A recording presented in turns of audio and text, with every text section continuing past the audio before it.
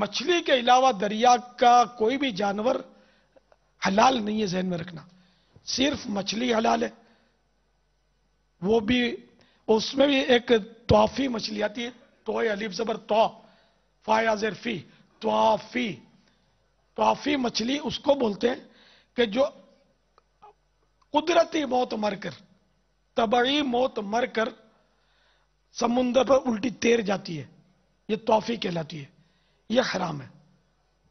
ورنہ زندہ مچھلی یا کسی سبب سے ماری گئی، اندر کسی نے مطلب یعنی کہ کوئی دوا ڈال دی اس سے مر گئی، یا پرندے نے اٹھائی زندہ مچھلی لے گیا اور چبائی آدھی پھینک دی، وہ مر گئی، یہ کھا لی.